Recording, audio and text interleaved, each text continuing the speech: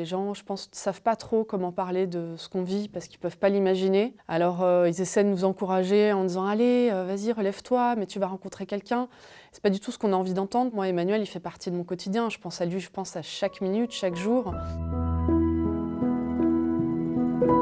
Je m'appelle Perrine, j'ai 42 ans, je suis veuve depuis 18 mois et je co-organise les petites veuveries entre amis à Nantes. Alors il y a 18 mois, ma vie a été marquée par le décès de mon mari, qui est décédé suite à 3 ans de combat contre un cancer du côlon multimétastasé. Il est décédé le lendemain de notre mariage, nous laissant moi, notre petite fille de presque 5 ans et ses 2 grandes filles de 23 et 21 ans. Le cancer a été détecté, le diagnostic a été posé le 30 juillet 2019, donc on savait dès le départ que c'était un cancer du côlon multimétastasé avec aucune chance de s'en sortir vivant. On avait le diagnostic mais pas le pronostic. On savait que ça pouvait durer jusqu'à 5, 6, 7 ans en fonction des traitements. À partir du mois d'août 2019, donc s'en sont suivis des chimios tous les 15 jours avec changement de protocole quand les chimios ne marchaient pas. Ce qui s'est passé moi, c'est que au début j'étais dans un combat contre le crabe, contre le cancer. J'étais vraiment très énergique là-dessus et puis petit à petit on perd espoir. La maladie prend de plus en plus de place. Elle est cannibale, elle prend vraiment tout ce qu'on peut respirer, tout ce qu'on peut espérer. Il faut aussi gérer le quotidien avec une fille en bas âge, elle avait 2 ans et demi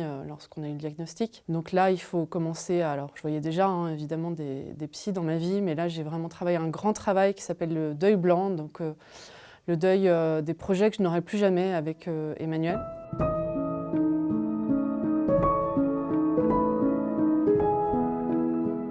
Moi, j'étais mariée de mon côté et puis au bout de 2 ans, il a fallu se rendre à l'évidence, on avait des sentiments l'un pour l'autre. Donc moi, je suis partie en 15 jours de ma vie d'avant et j'ai rencontré l'âme sœur, c'était une évidence. Et puis notre petite Louise est née très peu de temps après qu'on se soit installés ensemble. Voilà, ce petit cadeau de la vie qui est arrivé.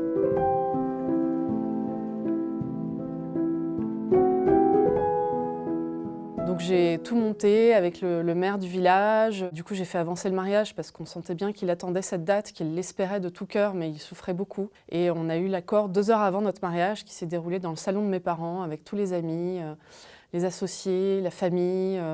Puis ceux qui n'étaient pas là, c'était en visio. C'était un moment d'une communion extraordinaire et il a pu vivre ça avec tout le monde.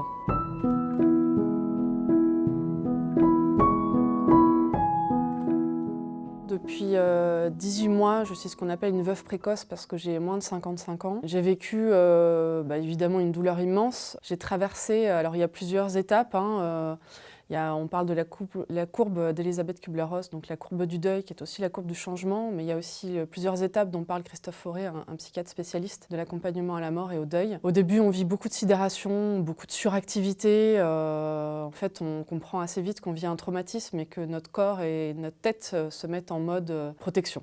Alors, on traverse, c'est jour après jour, heure après heure. Et puis, quand on a tout rangé, tout pour certaines déménagé, et que cette sidération, elle fait place alors à la colère. Moi, je l'avais eue avant le décès, dans ce qu'on appelle le deuil blanc.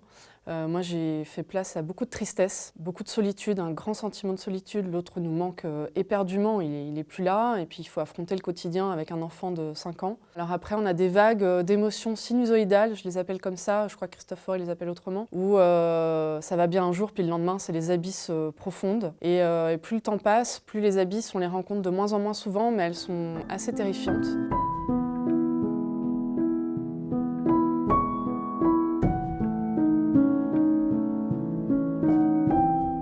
J'ai rencontré Emmanuelle, la co-ambassadrice des Petites Veuveries à Nantes, qui m'a parlé de l'association Happy Aid, qui est une association sur le territoire national, donc français, et qui organise plein d'événements autour de la mort, autour du deuil, et notamment les Petites Veuveries. Et elle les organise en visio. Et très vite, j'ai demandé à Emmanuelle si elle voulait avec moi en organiser en présentiel à Nantes avec d'autres veuves qu'on rencontrerait par le biais de la communication. Et c'est comme ça qu'on a démarré il y a 1 an. Les sujets qu'on aborde aux Petites Veuveries varient à chaque fois, bien qu'il y a souvent des répétitions. Ça peut tourner autour effectivement de l'étape dans laquelle on est, si c'est frais, ce qu'on est en train de faire, ce qu'on a vécu comme expérience dernièrement, comment ça se passe avec les enfants, comment ça se passe au travail, comment ça se passe avec les médecins qui nous accompagnent.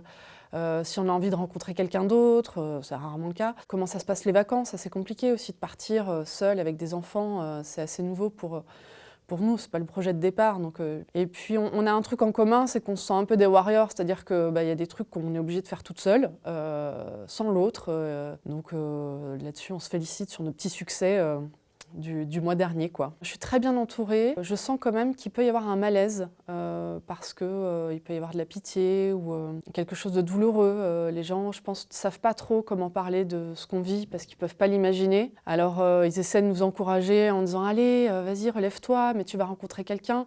C'est pas du tout ce qu'on a envie d'entendre parce que c'est pas du tout dans nos sujets. Me concernant, moi, Emmanuel, il fait partie de mon quotidien. Je pense à lui, je pense à chaque minute, chaque jour. On en parle avec Louise, on en parle avec ses grandes filles. C'est difficile de parler de ça avec quelqu'un qui ne traverse pas la même chose que nous. Comment peut-il comprendre que on vit parfois un chaos intérieur qui s'en va pas. Je suis dans une phase de deuil où c'est un peu compliqué en ce moment. On m'avait dit que un an, c'était difficile. J'ai trouvé que c'était peut-être moins difficile que les 18 mois. Et en même temps, je le savais puisque je l'ai lu. Le manque est réel, il est partout. On a l'impression qu'on est dans la vie qui continue et que finalement l'autre, on s'éloigne de lui. Alors qu'en réalité, il est là, hein, si on se raisonne 2 secondes, mais c'est vrai qu'on s'éloigne des derniers instants. Et ça, c'est difficile.